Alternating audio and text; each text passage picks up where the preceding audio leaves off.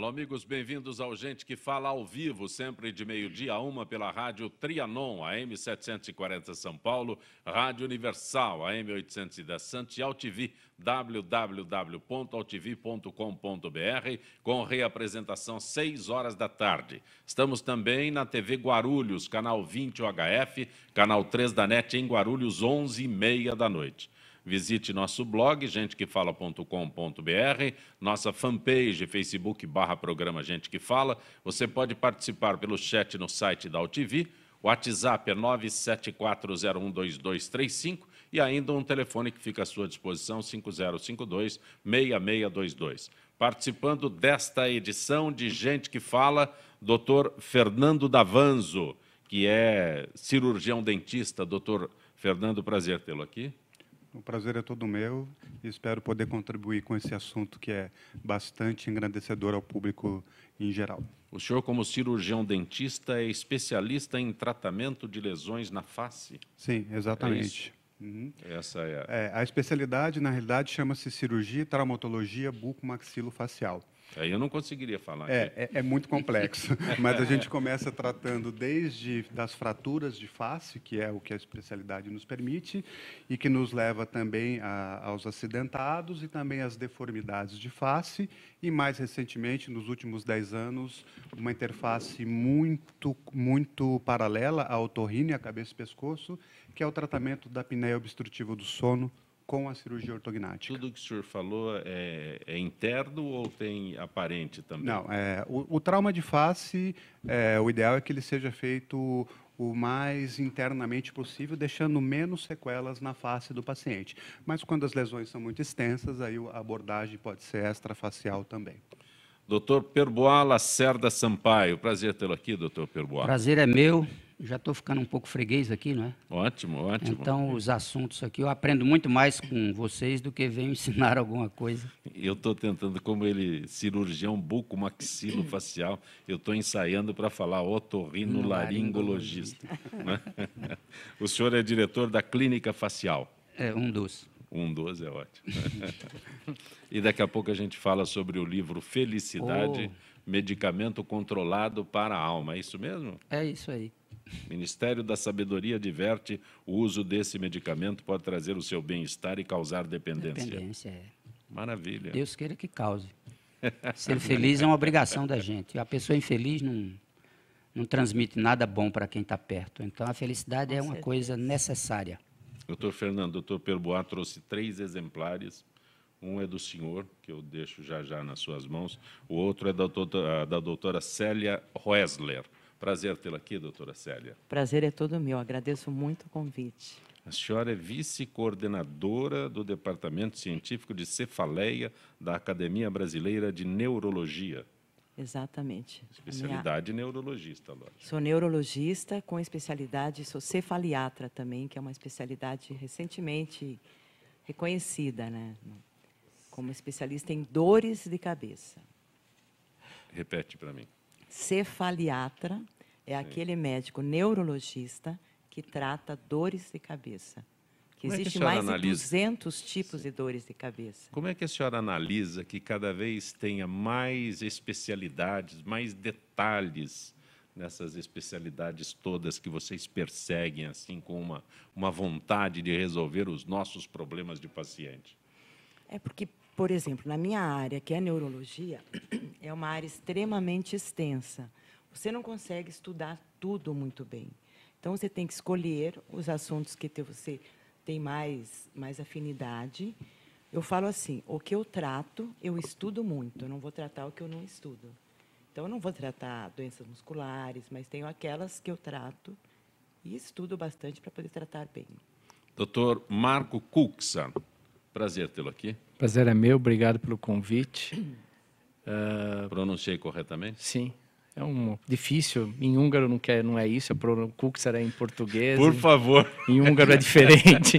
Vamos limitar aqui ao nosso país.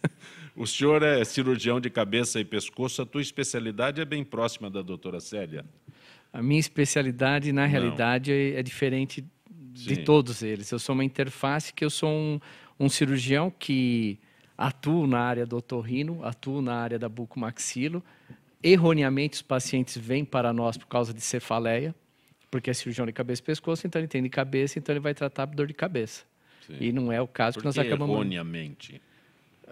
Porque ele acha que, como está escrito cabeça e pescoço, eu trato cirurgião tudo. de cabeça e pescoço, o senhor é Amplo, expert. expert. E aí vai, aparece lá e você faz, manda às vezes, pede os exames iniciais e encaminha o colega para ele tratar corretamente, porque cefaleia, desde que eu aprendi na faculdade, já faz algum tempo, eu fiquei abismado, falei, quantos tipos tem? Eu só sei reconhecer uma quase, então a gente tem que ter um especialista.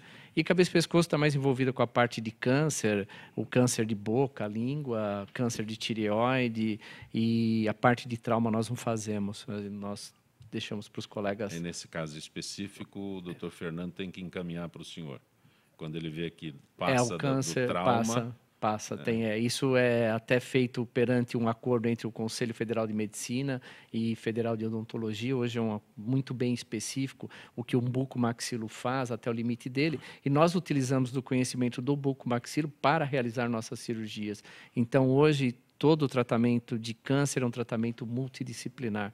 Não tem mais, que a doutora Célia falou muito bem, não dá mais para eu atender tudo e fazer tudo. Eu tenho que me coligar no tratamento, com isso eu otimizo o recurso, curo melhor os doentes, e é isso que eu vejo no meu instituto. E o que é o ICESP? O ICESP é o Instituto do Câncer do Estado de São Paulo, é o braço oncológico do Hospital das Clínicas, da Faculdade de Medicina da USP. Como diretor, nós temos o professor Paulo Hoff, e isso foi um grande avanço, acho que para a oncologia do Estado de São Paulo, para o serviço público. Pois nós somos uma entidade que só atende SUS, não tão como outras entidades que envolvem tratamento com a rede privada e rede pública, não, nós só atendemos SUS. Hoje, na minha área, nós fazemos cabeça e pescoço mais de 850 cirurgias por ano. Isso é importante. Doutor Perbois, o senhor disse ao doutor Perbois que já tem o livro Felicidade.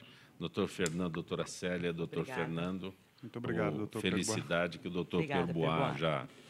que ele informou que já tinha... Eu fiquei de olho no... Felicidade hoje é obrigatório. Como é que chega a felicidade, doutor Perbois? Ela é um estado interior, mas que você pode estudar, treinar. Para isso tem a psiquiatria e várias outras especialidades que contribuem. Uma pessoa infeliz, ele é um câncer dentro de uma equipe. Então, a gente não convive bem com uma pessoa que está infeliz. Como é que ele pode doar-se? Como é que ele pode ajudar o próximo em volta dele se ele está infeliz por dentro? Então, deveria ser obrigatório ter a matéria, estudar o conhecimento, como se constrói a felicidade. Os psicólogos e psiquiatras são as pessoas que talvez mais sejam habilitadas a ajudar os grupos. Mas deveria ser uma discussão obrigatória na família e na escola, desde cedo. A pessoa tem que ter a opção de ser feliz também, ela tem que escolher ser feliz. E como é que ela escolhe? Fazendo aquilo que ela gosta, procurando viver de acordo e fazer as coisas que dê prazer. Não é tão simples assim?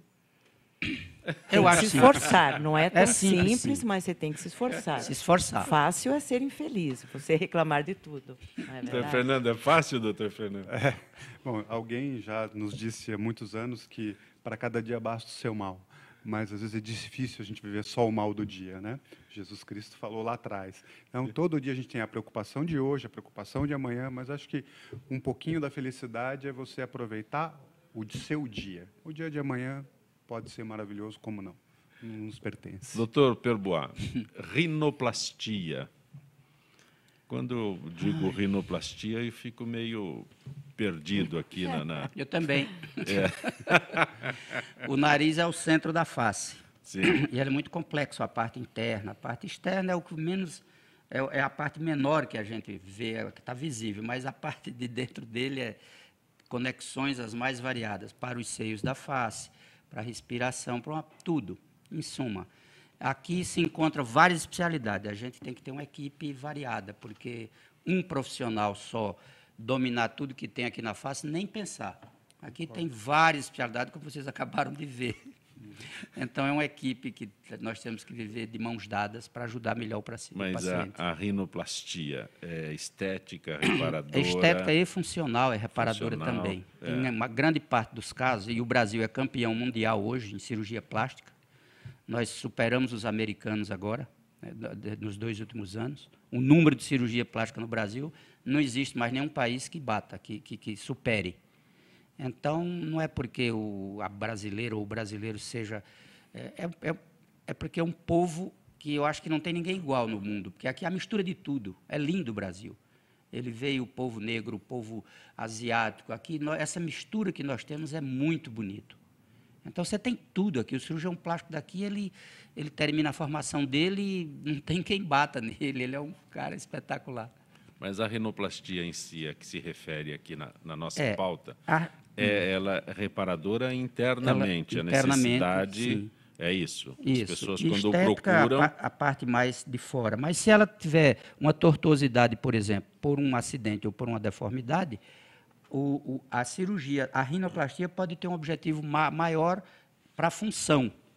A estética vem atrás. Mas, como essa cobrança hoje da beleza, hoje a beleza vende. Você não vê uma atriz, um reclame de alguma coisa na televisão que não capriche pela beleza em cima. Então, é uma exigência tão grande da sociedade que a busca, muitas vezes, é importantíssima, profissionalmente. Vai chegar no Dr. Fernando, né, Sineci? Aqui chega tudo, meu.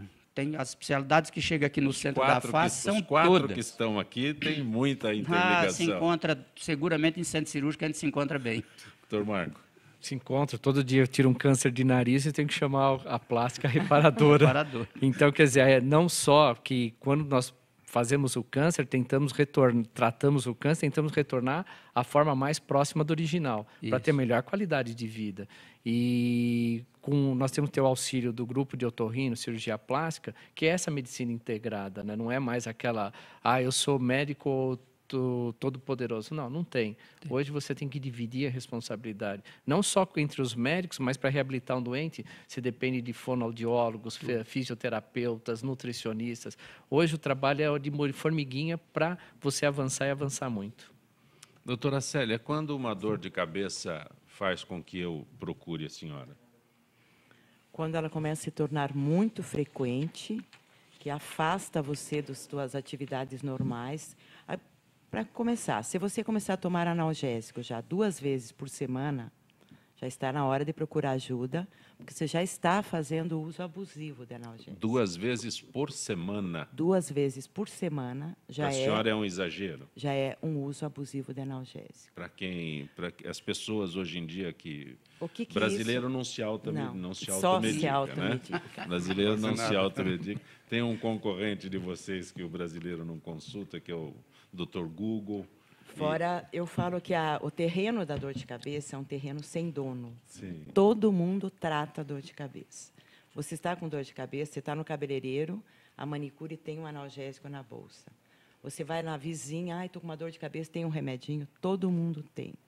E você vai na farmácia, você pede um remédio, ele dá para enxaqueca, nem sabe se ela tem enxaqueca ou não. Então, aí que mora o perigo. E o que acontece? Se você toma 2 analgésicos 2 vezes, ele vai se tornando cada vez mais frequente, até aquela dor de cabeça, que era episódica, que era uma vez ou outra, se transforme em dor de cabeça diária. Mas quem tem necessidade de tomar 2 analgésicos na semana, talvez nem perceba que reduz este tempo, ao invés de 2, passa para 3. Exatamente. Em poucos meses, vai estar tomando analgésico todos os dias. E qual é a diferença, eu tento entender, de uma dor de cabeça e uma enxaqueca? Cefaleia é tudo, não é? Cefaleia e dor de cabeça são sinônimos. Sim. Existem mais de 200 tipos de dores de cabeça. Tem as primárias, que a própria dor de cabeça é a causa da doença. Então, a dor de cabeça é a primária, a dor de cabeça é a doença. As secundárias é quando o paciente tem uma doença que causa dor de cabeça, que seria o caso de um câncer, de um aneurisma, de uma sinusite, de uma disfunção temporomandibular. Então, um problema de coluna cervical. Então, essa é uma secundária. Agora, a enxaqueca das cefaleias primárias é a mais conhecida. É aquela dor de cabeça que todo mundo vem acompanhada, dura de 4 a 72 horas. ela vem acompanhada, pode vir de náuseas, vômitos, intolerância à luz, a cheiro, a movimento.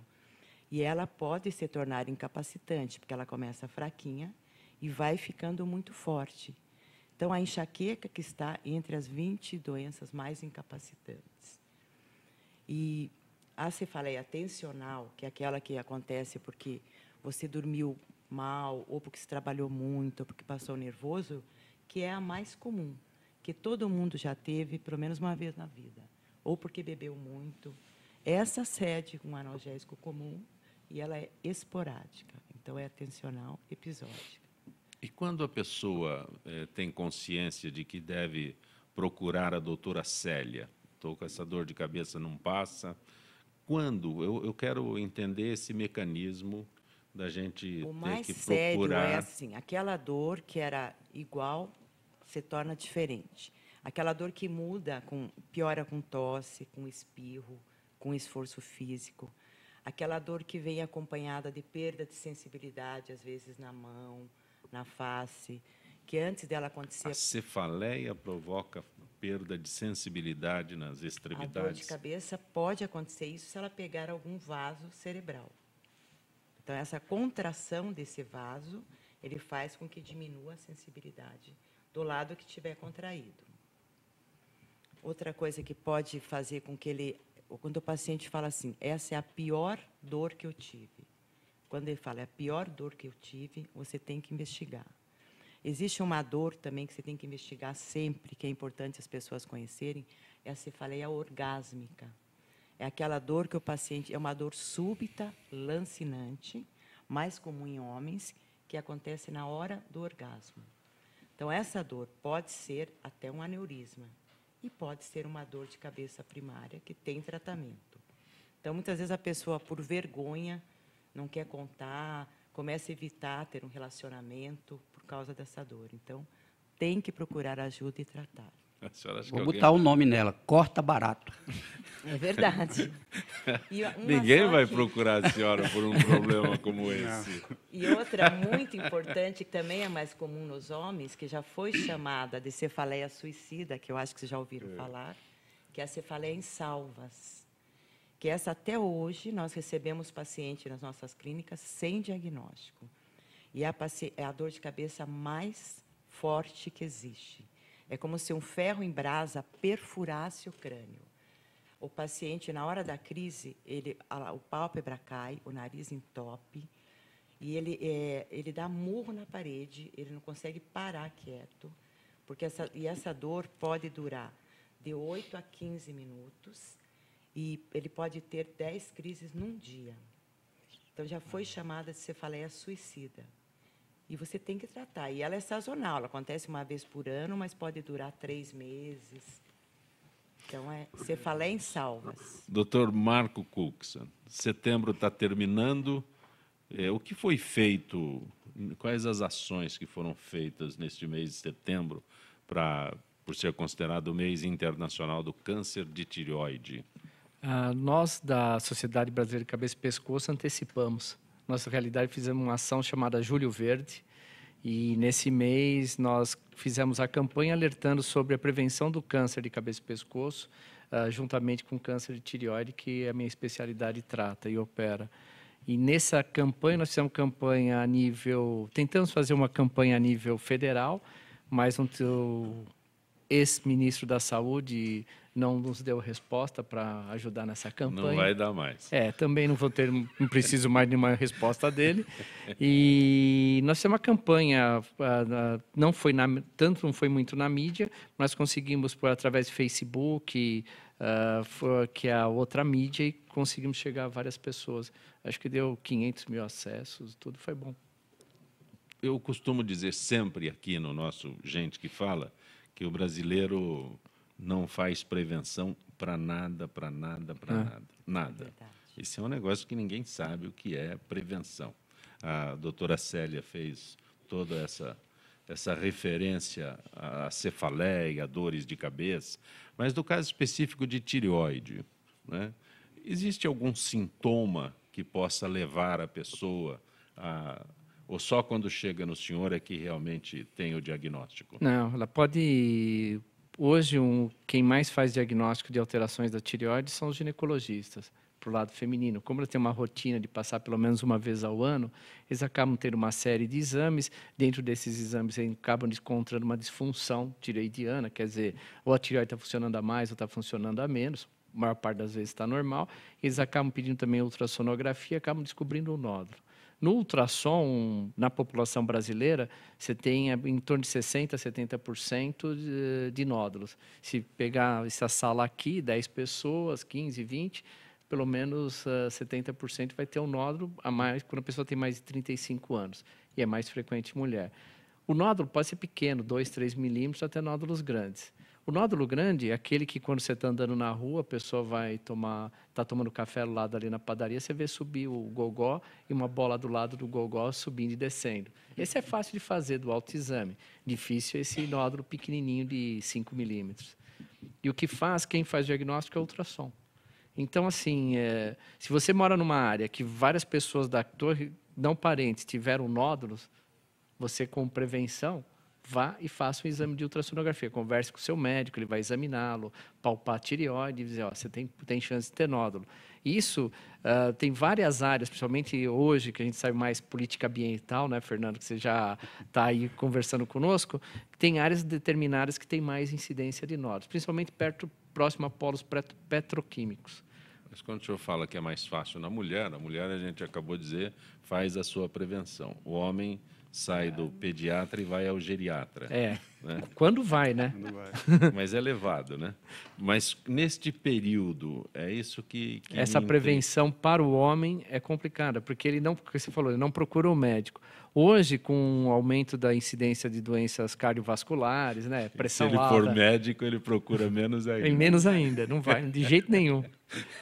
Aí, quando você vai no cardiologista, hoje também é rotina do grupo dos cardiologistas fazer a avaliação da tireoide, porque também influi em arritmias, doenças cardiovasculares, que são importantes saber como está a tireoide.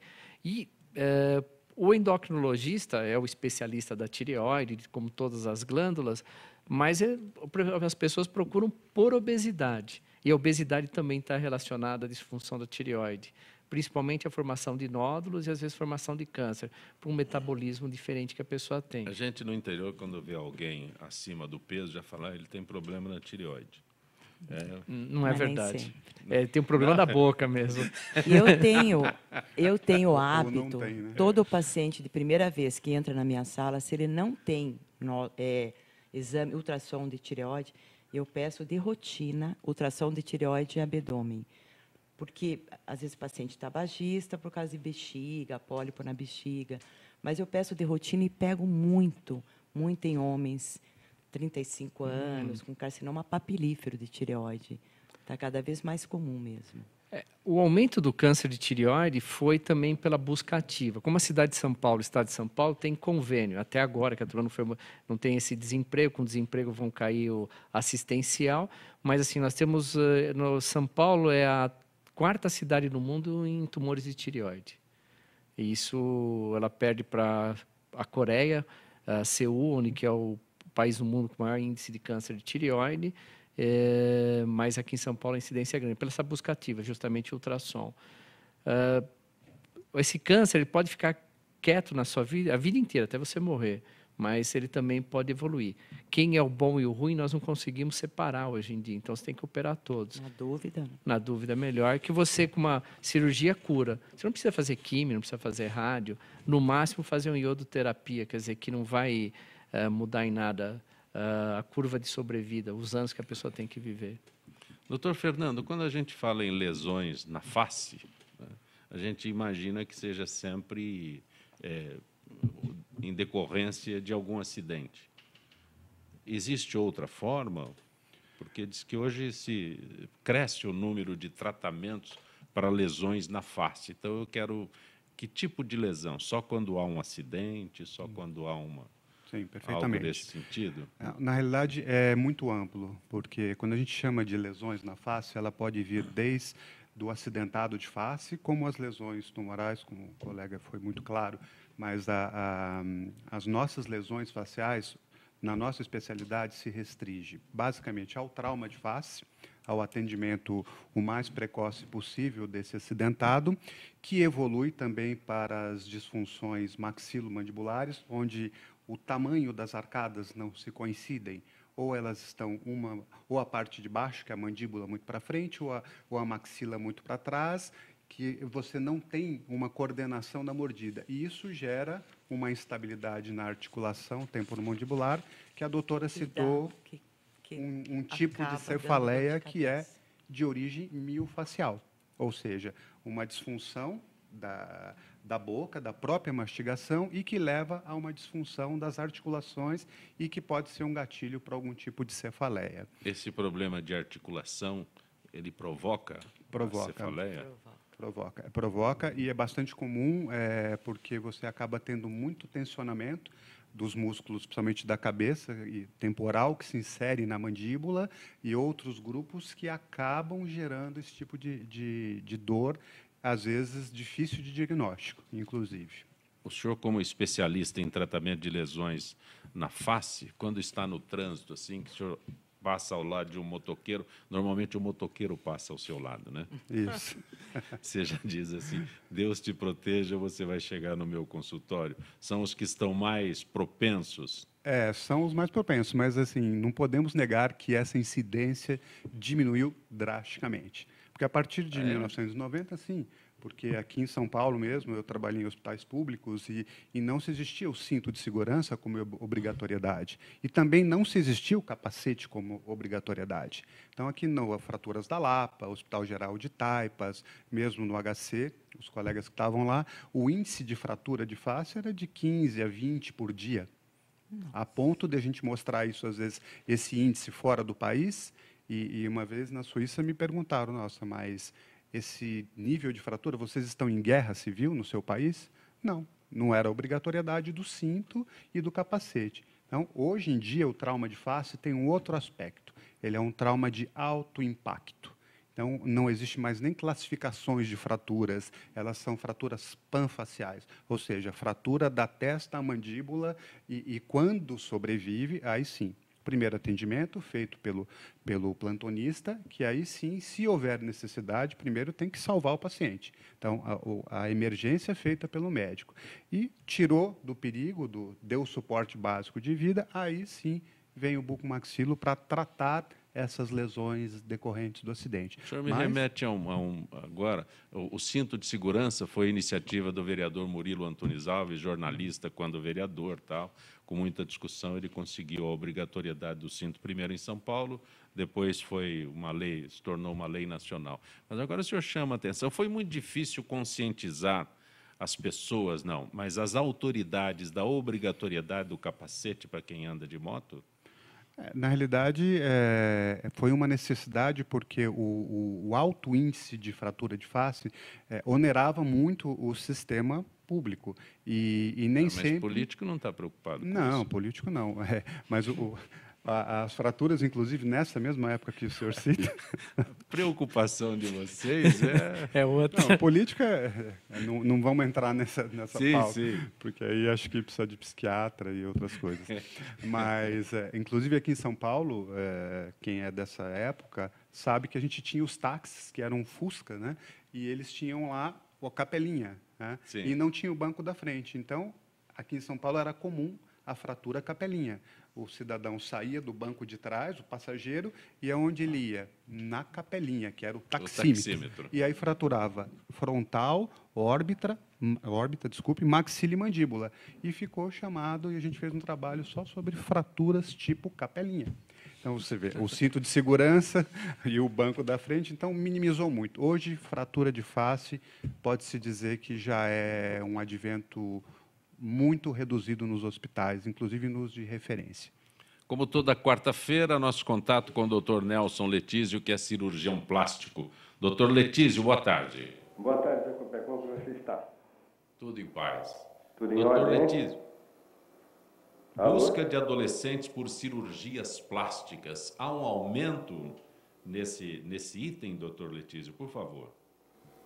Jacopé, você poderia repetir a pergunta? Ficou meio com eco. Doutor Letísio, um estudo recente mostra que a moda das selfies tem feito com que adolescentes se preocupem mais com aparência e procurem cirurgia plástica. Com certeza, Zancopé. Veja, o que você está falando do selfie é realmente a maior exposição. Hoje em dia, as pessoas se expõem muito, né, Zancopé? Elas vão ao restaurante, fotografam o prato que está comendo, vão a um lugar de praia bonito, fotografa a praia e distribui para os amigos. Isso suscita que as pessoas que veem essas fotos comentem das fotos. Então, essa, vamos dizer, moda, esse comportamento de compartilhar, para compartilhar as imagens, suscita mais comentários. Então, é uma menina que tem o nariz um pouco avantajado e começa a mostrar a foto dela para os amigos. Aí um amigo fala, nossa, o nariz dela é meio grande, a orelha dela é um pouco grande, o olho está caído, ela tem bolsa palpebral. Então, realmente, isso faz com que as pessoas começam a se perceber mais. Porque muitas vezes, acontecia com a gente, nós já somos de uma geração bem mais antiga, sou jurássico já, e então a gente não tinha isso, a gente via foto da gente, quando a gente ia em um estúdio de fotografia, alguém fotografava, 3, 4 dias depois ia buscar foto, aí a gente se via. Não aquela visão tridimensional que um vê no outro, a gente se vê ao espelho. Então isso faz com que as pessoas se examinem mais, se compartilhem, falam, não, eu estou bochechuda, tenho um papinho, tenho... Então, realmente, e esse pessoal mais jovem, eles buscam mais isso. E acaba fazendo isso. E outra coisa, Zacopé, o bullying, atual bullying, né? Então, você tem aquela menina... quantos anos tem essa menina? Então, eu estou fazendo uma cirurgia de uma menina de nariz de 14 anos de idade. O que acontece? É um nariz grande, com uma região mentoniana um pouco grande, e o que acontece? Ela está acanhada de ir à escola, porque ela chega na escola, o pessoal dá o pé como se fosse dar o pé louro. Então, é muito desagradável dar o pé. Então, você pode causar um trauma psicológico numa paciente dessa, que vai ser difícil a reversão. Então, existe um bom senso, Zancopé. E realmente, você pega a orelha em abano, a gente operava com 6 anos, a gente agora opera com 5. Essa menina de nariz, há 10 anos atrás, 14 anos, nem pensava, vamos deixar ela esperar 16. Mas hoje o tempo é muito rápido, as coisas são muito rápidas. Imagina quantas fotografias essa menina vai tirar dos 14 aos 16 anos. Quantas vezes ela vai se ver com o nariz grande, quantas vezes ela vai se chatear com a própria imagem. Então é mais ou menos por aí, é um bom senso, Zancopé. Um bom senso. E se você faz uma coisa dentro de um bom senso, sempre pensando que existe uma pessoa atrás daquele nariz, entende? Atrás daquela orelha em abano. Então, se você respeitar isso e usar uma técnica adequada para cada paciente, eu acho que é muito interessante. A cirurgia plástica tem muito a ajudar, Zé Copé. Doutor Letísio, eu agradeço mais uma vez tua gentileza com o Gente que Fala. Uma boa tarde, doutor Nelson. Eu que agradeço. Letísio. Saúde e paz para todos aí, Zé Copé. Gente que Fala retornará em instantes.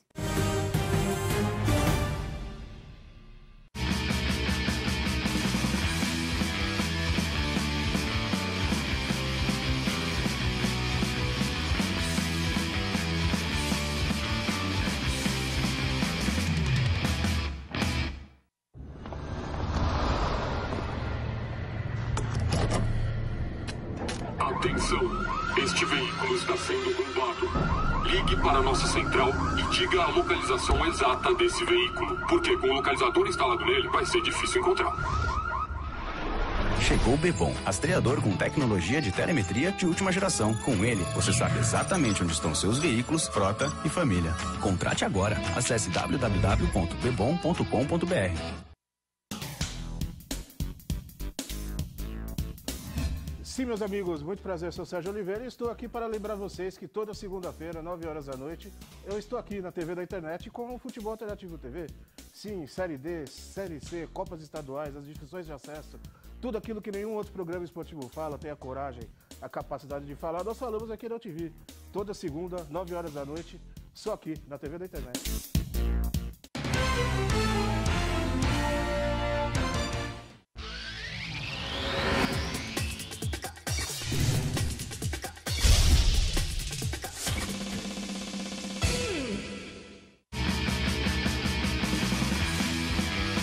Alô, amigos, eu sou o Zancopé Simões. Acompanhe Gente que Fala de segunda a sexta-feira ao meio-dia pela AltV, www.altv.com.br, a sua TV da internet, e na rádio Trianon, AM 740 São Paulo. Programa Gente que Fala, com as principais manchetes do dia, informação, prestação de serviço e tudo o que acontece no Brasil e no mundo pela ótica de convidados sempre muito especiais que proporcionam a oportunidade de conhecer as várias faces da notícia. Gente que Fala, de segunda a sexta-feira, meio-dia. Espero você.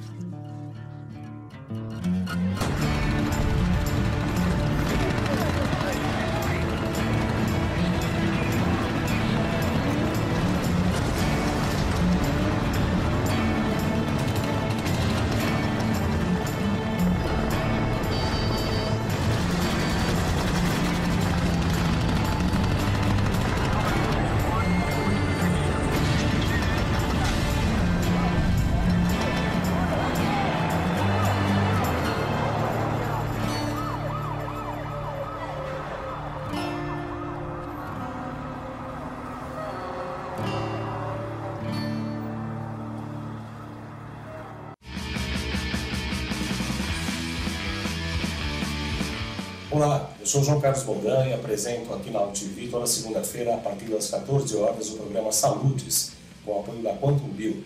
Falamos das medicinas ancestrais, como a acupuntura, que é a minha especialidade, mas também de medicina quântica, biorressonância, biofísica, para a qualidade de vida e saúde. Venha com a gente toda segunda, às 14 horas, aqui na UTV.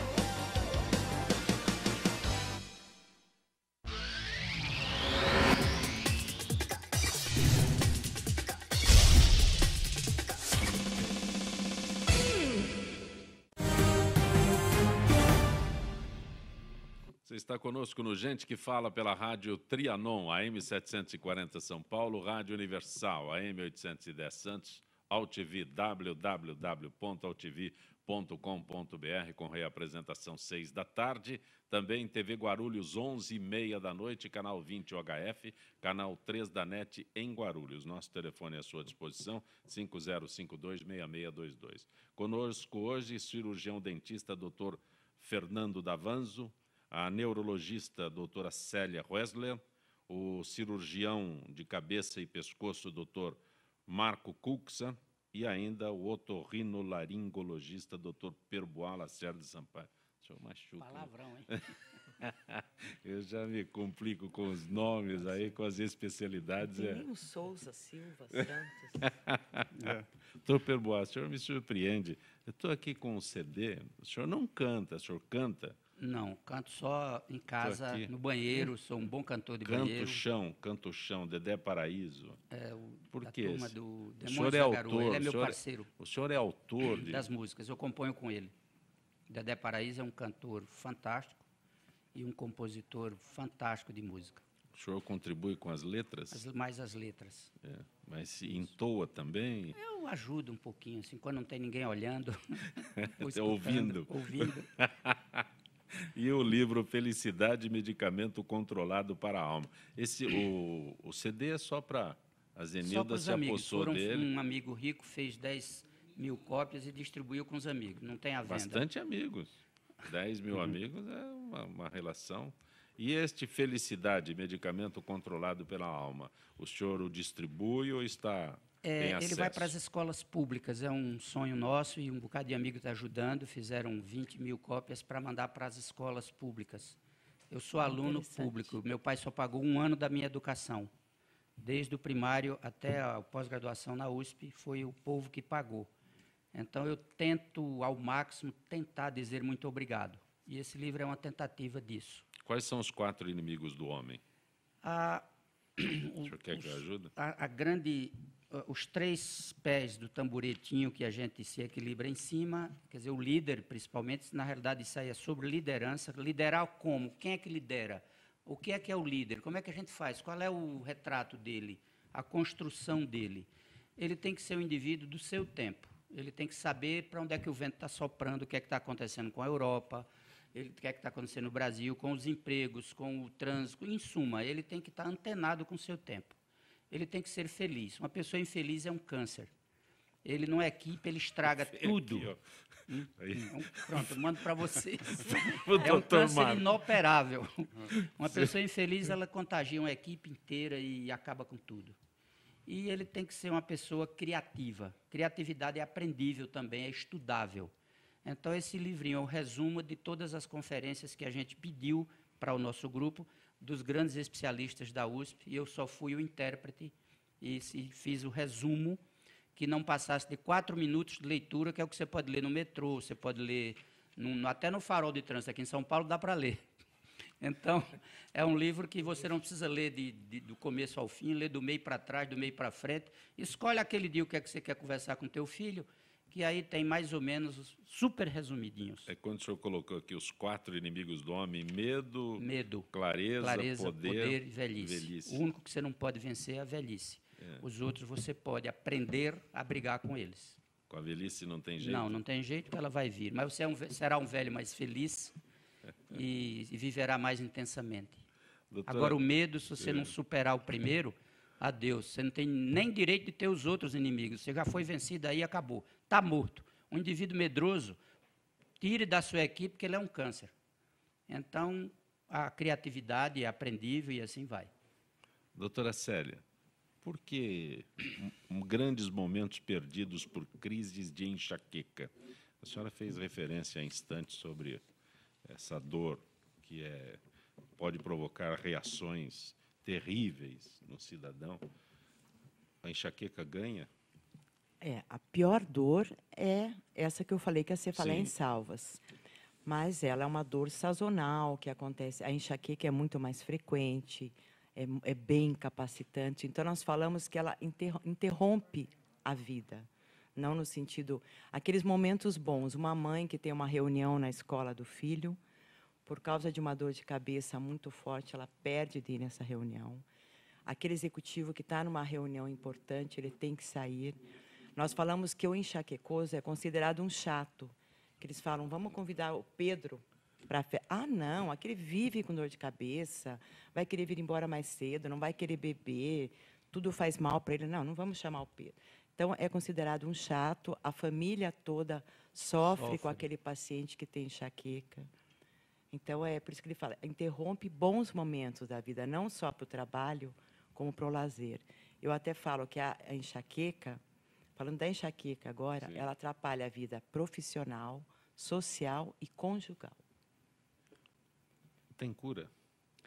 Algumas depende do tempo de história de enxaqueca. Quanto mais cedo ele procurar o tratamento, ele pode ter cura, sim. Porque eu faço a pergunta para a senhora, porque conheço várias pessoas com enxaqueca e a reclamação diz, isso não tem jeito, eu tenho que conviver com a enxaqueca. É essa palavra que nós tentamos apagar, porque o paciente chega assim, mas eu já fui no médico, ele falou que eu tenho enxaqueca e tenho que conviver com... Fala para a senhora que muitas já foi ao vezes, muitas vezes, a gente fala assim, você pode ter uma cura medicamentosa. Porque, na verdade, qualquer um de nós, todos aqui, o que nós queremos não é curar o paciente. Claro, todo mundo quer curar. Mas o mais importante para nós é dar uma qualidade de vida para esse paciente. Que ele possa ter felicidade, que ele possa ir nas festas. Então, às vezes, essa cura medicamentosa seria como aquele diabético que toma um remédio todos os dias, o cardíaco, o paciente que tem problema de tireoide. Ele vai ter que tomar, não o analgésico, o tratamento preventivo, todos os dias, uma dose pequena, para não ter as dores. E se ela aparecer, que ela vai aparecer, mas muito mais esporadicamente, nós vamos indicar a medicação apropriada para aquela crise. Não é qualquer remédio que ele vai usar para dor de cabeça. E quando aquele paciente, aí o Zancopé vai lá, a senhora não tem a solução para ele, eu desapareço. Eu prefiro mudar de médico do que seguir o tratamento. Ele volta. Todo paciente, ontem eu ainda atendi uma paciente que há 10 anos não aparecia. Ela falou, fui para outros, eu traí, mas eu fui para um que atende o plano de saúde, mas agora eu não estou bem, eu voltei para ver se a senhora me ajuda, porque eu não vou esquecer, porque eu sempre falo para o meu paciente, não desista de mim, que eu não vou desistir de você. Eu não prometo acertar na primeira vez, não é fácil. Sim. Tratar dor de cabeça não é fácil. Doutor Fernando, o que é o programa Mais Saber? Certo. O programa Mais Saber é uma iniciativa do qual eu coordeno de levar o conhecimento dentro da nossa especialidade de cirurgia bucomaxilofacial aos diversos especialistas espalhados pelo Brasil que não têm acesso à informação. Normalmente, esse especialista vem para um grande centro, se forma e depois volta para a sua região de origem. E ele fica um pouco tolhido da informação, porque hoje as informações estão dentro, normalmente, da universidade. Então, a ideia do Mais Saber, desse programa, é colocar numa base de um custo muito barato esse ensino à distância, onde o profissional vai ter acesso a vários assuntos, que começa com o trauma de face, que passa pela cirurgia ortognática e que culmina com o tratamento da síndrome da apneia obstrutiva do sono com cirurgia ortognática. E tudo isso com acesso direto ao autor daquela plataforma, do profissional que executou aquela aula. Com isso, a nossa ideia é democratizar um pouco o saber, porque as especialidades não se falam, é uma coisa complexa, e muito do que se produz fica no intramuro das universidades e das grandes instituições. Doutor Fernando, nós temos a cultura de ensino presencial. E quando o senhor fala em ensino à distância, é muito difícil quebrar essa barreira. Muito difícil, mas é uma tecnologia usada mundialmente, porque se nós temos o WhatsApp, a internet, o Google, que traz a informação instantânea, por que não levar a informação instantânea a um profissional de saúde para um diagnóstico mais qualificado? Para saber diferenciar o que é um câncer, o que é uma patologia não cancerosa, o que é uma apneia obstrutiva do sono, que pode ser tratada com cirurgia ortognática. Um dado interessante, 75% a 85% da população de São Paulo ronca, e dessas, 33% tem apneia obstrutiva do sono. E se o nosso paciente não se adapta ao CPAP, que é a máscara que ele vai ligar lá na tomada para dormir, nós temos o recurso da cirurgia ortognática, porque é exaustivamente publicado. A Universidade de Stanford, nos Estados Unidos, nos deu uma base muito forte em pesquisa sobre deformidade de face e apneia do sono. Ou seja, hoje, o cirurgião dentista tem como identificar essa patologia e encaminhar. Se ele for especialista, ele pode até resolver. Mas é multidisciplinar. Por isso, o ensino... Só um comentário. Essa má qualidade do sono é um dos gatilhos importantíssimos para as dores de cabeça. O paciente que não dorme bem... Para tudo. Para a memória. Para a memória é muito importante também. Se ele não dorme bem, para a felicidade também. E esse índice em pacientes não obesos, né? Tratamos de jovens com apneia do sono. Pelo simples fato de... Jovens. Temos pacientes que usam CPAP aos 21 anos, porque tem a maxila e a mandíbula retruídas. Então, durante o dia, ele ainda tem o espaço aéreo útil. Quando ele deita, aí a caixa óssea de maxila e mandíbula é retruída. Então, ela vai estreitar a hipofaringe, a orofaringe, e acaba com os episódios de apneia. Doutora Célia, tem uma idade que alguém possa já apresentar sintomas de enxaqueca? Uma idade mínima? A partir dessa idade... Desde a infância, desde 2, 3 anos, a criança que está com enxaqueca, involuntariamente, ela para de fazer, ela fala que está doendo a cabecinha.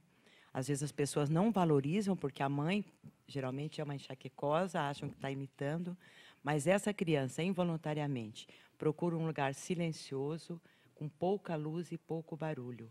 E na criança, geralmente, se ela dorme, essa dor passa. Mas já tem que chamar atenção, que tem que acreditar na dor de cabeça. Na pré-escola é muito comum a criança ter dor de cabeça e atribuírem que ela não está querendo ir para a aula, está querendo manha, mas já tem, desde muito cedo. Doutor Marco, quando se fala em tireoide, as pessoas que têm problemas com tireoide, têm sintomas específicos que se possa entender que tem que procurar um especialista, tem que procurar um médico? Os sintomas, tem duas fases da tireoide, que essa é quando ela funciona mais. O hipo ou hiper? É a mais é o hiper, a menos é o hipo. Sim. O hipo está ligado a um aumento de peso, alteração da pele, a pele fica mais seca, queda de cabelo, de pelos em geral, depressão, a pessoa acaba ficando letárgica, quer dizer, ela muito cansada o tempo todo. Passando para uma pessoa com mais de 30 anos, com essas queixas, você tem que levar em conta isso daí. Ou o hipertireoidismo, que é o aumento da função. É uma pessoa agitada, que pode ter o olho sobressaltado, tremores nas mãos, pode ter dor de cabeça, também pode ter uma ansiedade muito grande e o disparo do coração. Por isso que a minha especialidade só pego para tratar. Mas ela foi descoberta quem? Foi um cardiologista, neurologista, um ginecologista ou endocrinologista. Então, essas duas fases. Mas o mais comum... O senhor é o ponto final? Eu sou o ponto final, porque falam, quando chega para nós, assim, eu vou, opera ou não opera? Sim. E o que tem é que essas pessoas, também a maior parte não tem nada. É aquele exame que foi pedido de ultrassom, descobre um nódulo e vem. 90% das pessoas não têm sintomas com nódulo de tireoide, nada. É silencioso. O autoexame, que é você engolir um copo d'água, examinar e ver se tem um caroço que sobe, é só para um nódulo maior que 2 centímetros. Um nódulo pequeno não é observado. E a maior incidência no mundo hoje é do microcarcinoma. Por quê? Você faz mais exames, tem programas da saúde sério, né, fora do Brasil, né? Sim. E nesse programa da saúde, se você tem medidas do médico de saúde da família, que a partir de tal idade, 35 anos, toda mulher vai fazer um ultrassom a cada 5 anos. A partir dos 45, 50 anos, o homem também, que é a faixa mais propensa a ter, faz ultrassonografia. Exames hormonais a partir dos 30 anos, anualmente. Quer dizer, você vai descobrindo e prevenindo. Porque se você deixar um doente hipotireoideu evoluir muito, ele pode ter problemas cardíacos sérios e você tinha tratado com comprimidinho. Ao lado contrário, também o hipertireoidismo. Cada ano que você funciona mais a tireoide, você perde 5 anos na sua sobrevida, porque você perde massa cardíaca. Então, quer dizer, são medidas simples, baratas, que solucionariam o problema, mas... Se eu falar para o senhor de prevenção, o senhor vai dizer que todas aquelas coisas boas da vida não podem ser feitas? Para tireoide, pode fazer todas as coisas. A única, ele não tem problema com nada. Inclusive, falando sobre alimentação, da tireoide você não pode ingerir excesso de sal. Mas por quê? Tem muito iodo, e esse iodo pode causar uma inflamação na tireoide, e esse doente desenvolveu um hipotireoidismo. Se você não ingerir muito sal, você está prevenindo a hipertensão, está prevenindo outros problemas renais. E uma coisa simples que é todo mundo fazer, apesar que está muito cara, né? Mas é a castanha do Pará. É cara aqui, mas barata lá. Tanto é que a castanha Passagem é que é cara. Também. Aqui é mais caro que ir para Nova York. Hoje em dia, 1.400 você vai para Nova York, 1.500 você está indo para Belém. E na merenda escolar do Pará tem farinha de castanha do Pará. E aquela castanha tem selênio, que você vê nessa centro da vida, essas vitaminas. E o selênio é um protetor da tireoide. Não em doses altas, porque, tanto é que 2 castanhas de Pará é o suficiente por dia para você ter sua dose de selênio. E com isso daí você consegue fazer uma prevenção da doença da tireoide.